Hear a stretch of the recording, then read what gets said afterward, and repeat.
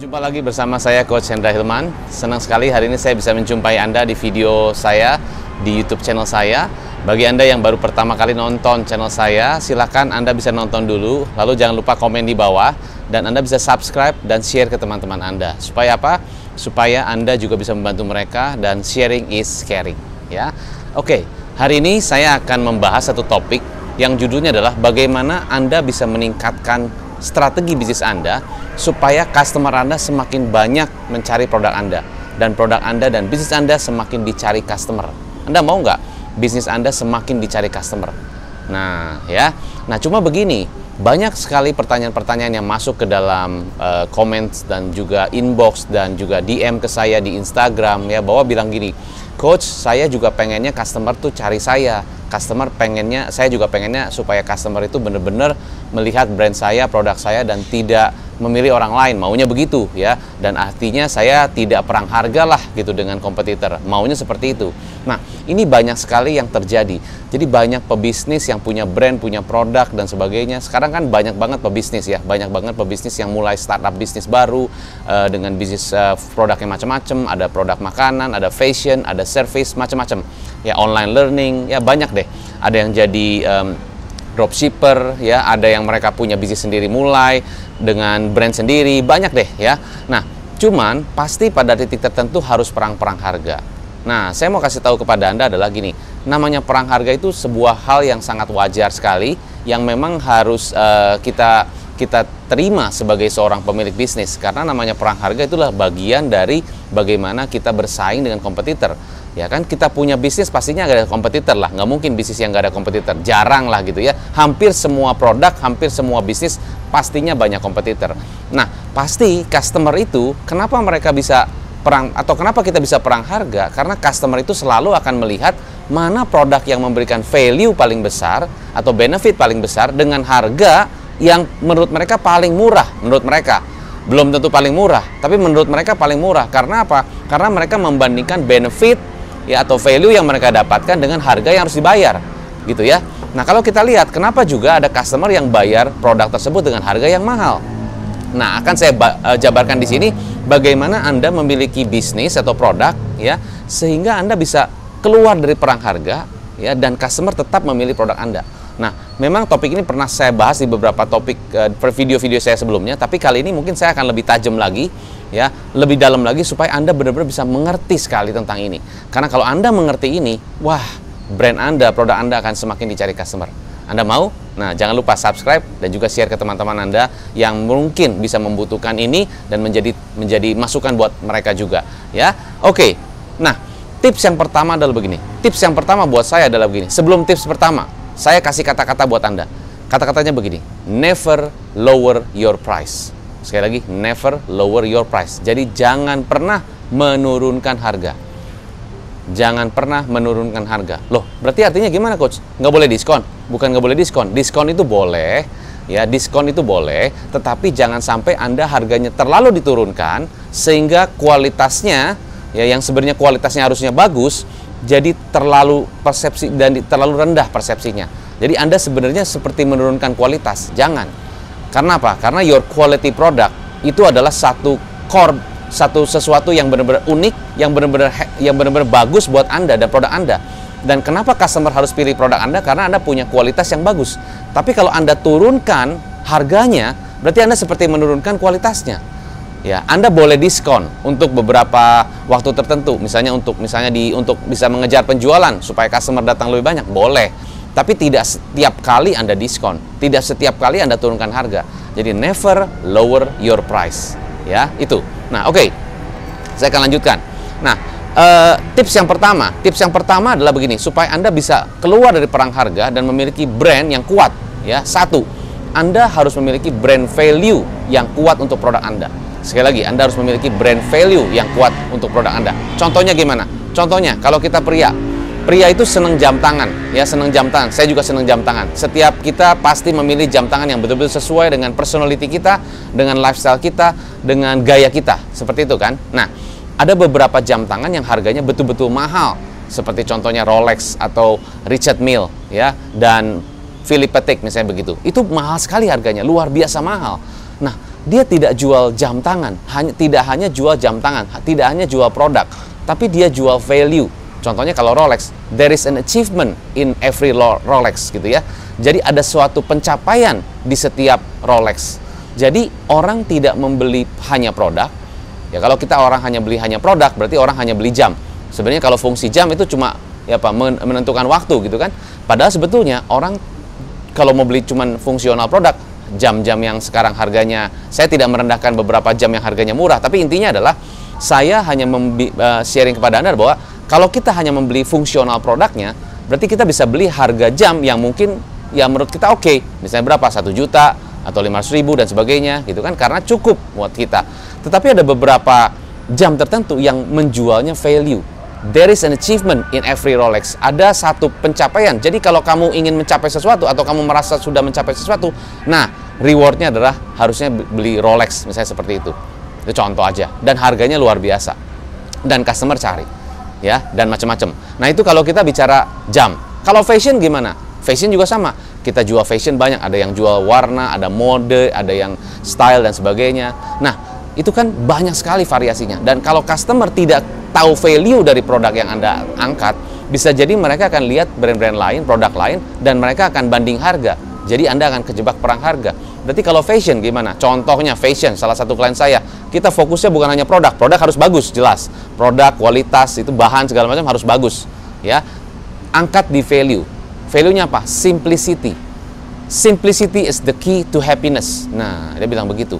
Jadi value yang diangkat adalah simplicity. Nah simplicity itu kalau digambarkan di Instagram, dikomunikasikan di TikTok, dikomunikasikan di marketing channel yang lain, itu simplicity itu apa? Simplicity itu adalah sesuatu yang putih, bersih, clear gitu ya. Nah itu membuat customer jadi oke. Jadi value-nya adalah simplicity. Nah bagi customer-customer tertentu yang memang value-nya sama, mereka akan cari itu, brand itu dibandingkan dengan brand lain. Karena simplicity adalah value-nya mereka, nilai-nilai mereka yang mereka lifestyle-nya seperti itu. Nah, itu dari fashion, ya. Apalagi ada satu tailor, ya. Tailor untuk ya dia kalau mau buat jas dan sebagainya ya. Nah, dia bilang gini, buat saya bukan hanya membuat jas atau membuatkan seseorang itu bahan jas yang bagus ya, kain yang bagus, bukan hanya itu. Tapi dia bilang gini, perfection is my quality of our value. Perfection is our quality value, begitu. Jadi kesempurnaan, memang tidak ada yang sempurna, tapi dia fokus betul-betul sampai benar-benar bahannya, dia cari modelnya, dia cari desainer bajunya dan sebagainya yang betul-betul bisa lebih perfect, ya, bisa lebih baik gitu. Jadi dia membuat sebuah research, ya, dia benar-benar cari supaya benar-benar value-nya itu bisa perfect. Jadi pada saat customer datang, dia lihat dulu nih, customernya kira-kira lifestyle-nya gimana, apa yang dikerjakan, gimana kesehariannya, terus sukanya apa, identitasnya seperti apa, dia gali begitu. Dari situ dia baru dapat satu kesimpulan, baru dia akan gampar jasnya seperti apa. Oke, nya cocoknya begini, warna-warna yang disukai apa, kenapa suka warna begini, kenapa suka warna begitu, dan sebagainya. Gali secara value. Nah, jadi bukan hanya jualan service ataupun jasa untuk membuatkan jas, bukan hanya itu. Ya, tapi dia value, perfection is the value. Jadi nomor satu tips buat Anda adalah what is your brand value yang diangkat, bukan hanya produk. Itu nomor satu. Nomor dua adalah how confident are you? Seberapa confident Anda, seberapa percaya dirikah Anda tentang produk Anda, tentang brand Anda, seberapa Anda percaya diri tentang produk dan brand Anda. Nah itu dia. Bagaimana kalau saya bisa percaya diri dengan produk saya? Berarti Anda harus punya satu keunggulan, satu keunikan, satu perbedaan produk Anda dibandingkan dengan yang lain. Nah, kalau Anda tidak punya perbedaan yang unik, tidak punya keunggulan yang benar-benar beda gitu ya, bagaimana Anda bisa confident dengan produk Anda? Makanya kalau nggak confident, customer akan menilainya, wah ini mah sama dengan yang lain. Dan akhirnya Anda kena perang harga. Jadi tips kedua buat Anda adalah how confident are you from your product. Contohnya begini. Ini makanan, ya, contohnya makanan. Karena makanan, kenapa makanan? Karena biar Anda lebih gampang mencerna dan gampang, karena semua bisa lebih mudah lah, ya. Contohnya begitu. Ada satu ramen makanan Jepang, ya. Udah umum lah kita sebut makanan Jepang itu kan ramen salah satunya. Nah, ada ramen yang dijual dengan harga 25.000, Ada ramen yang dijual dengan harga 50.000, ada ramen yang dijual dengan harga 200.000 ke atas, bahkan ada yang 300.000 ke atas. Pertanyaannya, bahkan ada yang dijual sampai 100 yen. Nah, coba aja hitung berapa tuh 100 yen per porsi, per mangkok. Kenapa ada ramen yang harganya cuma 25.000, ada yang ramen yang harganya 50.000, ada ramen yang harganya sampai dengan 100.000 bahkan lebih. Kenapa bisa begitu mahal? Dan orang tetap cari. Kenapa? Karena selain ada value tadi di step pertama atau di tips pertama, di tips ini saya bilang ada sesuatu keunggulan, keunikan, hal-hal yang berbeda di dalam ramen itu. Salah satunya yang saya baca dan yang saya lihat adalah dia menggunakan kualitas wagyu. Bayangin, dalam satu ramen ada wagyunya. Wagyu itu daging, potongan daging yang tebal ya, dan itu imported wagyu. Memang bahannya mungkin import, ya bisa jadi bahannya juga mungkin mahal. Tapi bukan hanya mahal, tapi intinya kualitas. Jadi wagyu, potongan wagyu yang tebal-tebal dan imported wagyu. Jadi bayangin dalam satu ramen ada wagyunya. Wah, itu aja udah keren. Kedua, ada potongan sukiyaki, daging irisan kecil-kecil ya, diiris kecil-kecil, tapi itu sukiyakinya import dan empuk dan lembut banget. Diiris itu, set gitu, slices gitu. Wah, bayangin tuh, satu ramen kaldunya dari ayam import, ayam kalkun imported, dengan chef yang benar-benar mereka sudah mengerti banget cara membuat makanan Jepang, yang benar-benar sudah, wah, dia pengalaman banget di restoran Jepang. Nah, dengan demikian kualitas kaldunya beda, kualitas bahannya beda, ditabur dengan juga flakes ya, kayak kita cornflakes itu cereal, ini flakes yang dengan warna gold. Nah, bayangkan, itu contohnya. Jadi kalau dia membuat satu makanan ramen itu benar-benar dengan kualitas ingredients, bahan baku yang kualitas, percaya diri kan ownernya. Nah, makanya orang harus datang ke tempat ramen saya karena bahannya begitu berkualitas ya, dan saya meraciknya betul-betul saya dengan hati gitu, benar-benar fokus, saya serius dan saya passion. Makanya harganya mahal. Itu dari sisi makanan. Ada juga salon. Salon juga gitu. Pada saat dia datang ke salon ini, ya, customer datang, biasanya kalau datang ke salon gimana? Ya udah, mau di apa nih? Mau digunting atau mau dikrembat atau mau gimana? Ini enggak ditanya. Oke, silakan duduk dulu, Bu. Ya. Ibu mau digunting ya? Ditanya dulu. Ibu lifestyle-nya gimana? Ibu sukanya gimana? Apa yang kesehariannya gimana? Pekerjaannya apa? Ditanya begitu. Jadi digali dulu personality-nya seperti apa. Dari situ, oke, gaya rambut yang disuka seperti apa? Kenapa dan sebagainya. Baru dari situ, ya. Jadi salon itu seperti si ownernya itu seperti kayak kita seniman. Sebelum melukis, misalnya kalau kita lihat seniman pelukis gitu ya, sebelum melukis dia lihat dulu nih, oh, orangnya modelnya begini, dia akan buat sebuah lukisan yang indah. Dia lihat pemandangan, dia buat lukisan yang indah, dia akan bikin garis-garisnya dan sebagainya, itu yang benar-benar indah. Makanya ada lukisan yang begitu mahal. Kenapa? Karena bukan hanya lukisan, tapi it's an art. Nah, demikian pun salon. Saya men-treat customer saya bukan hanya dengan value-nya, tapi juga benar-benar saya kualitas. Saya menggunakan kualitas dari bahan-bahan yang saya gunakan, ya, juga style guntingnya dan sebagainya. Itu semua adalah bahan-bahan yang berkualitas. Tidak perlu harus mahal, tapi berkualitas. Ya, the quality is yang paling penting. Jadi confident. Apalagi contohnya, ada satu makanan juga, croissant. Kalau kita makan croissant ya, itu biasanya roti yang di bakery ya. Kalau kita lihat itu kan biasanya kalau kita ke Paris ya, atau mungkin kalau kita di bakery tertentu kan croissantnya begitu enak dan empuk ya. Nah, intinya gimana? Intinya adalah kalau kita jual croissant gitu ya, croissant namanya gitu kan. Nah, bisa jadi ada croissant yang harganya 10.000, ada yang 20.000, tapi ada croissant yang harganya 100.000, dan ini mahal banget, orang mau cari. Ada di Jakarta, ada di Indonesia. Coba Anda research aja. Ada, dan orang cari. Bayangin satu croissant harganya 100.000 dan customer mau cari. Nah, kalau customernya atau penjualnya nggak confident untuk menjual croissant itu, nggak mungkin ada yang beli. Kenapa dia bisa confident? Karena bahannya mungkin, ingredientsnya dan sebagainya punya satu keunggulan. Dia research, cari yang betul-betul best quality, baru dia buat croissant. Nah, harganya bisa mahal. Keren banget. Apalagi, ada lagi contohnya, skincare. Bisa juga skincare. Nah, skincare ada beberapa skincare. Nah, harganya sekian sama.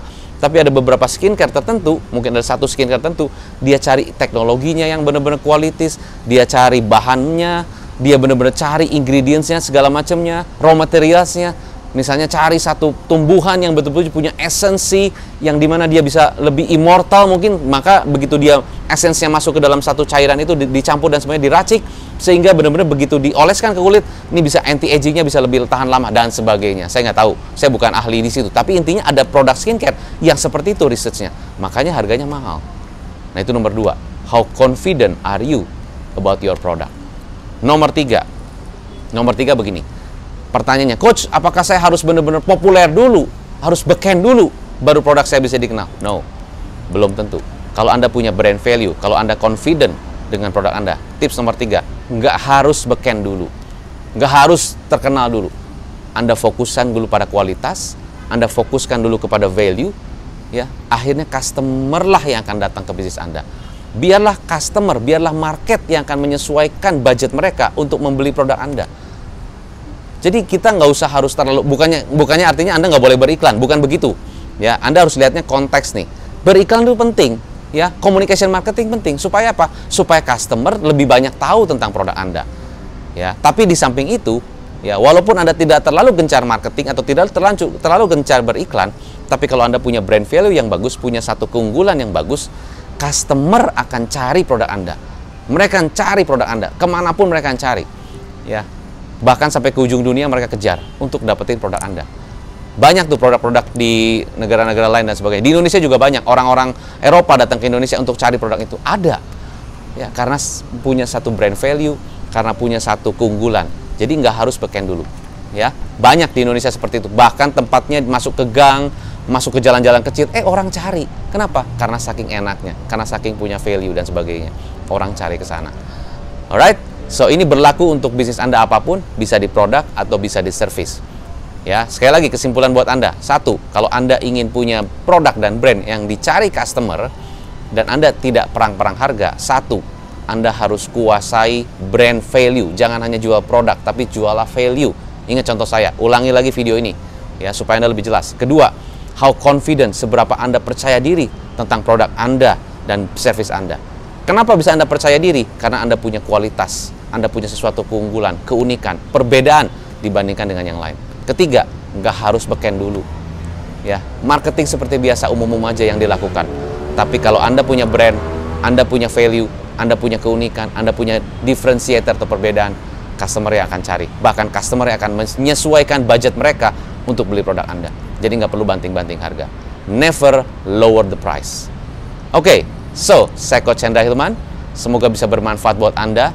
Sukses selalu, stay positif, stay healthy, and salam pengusaha.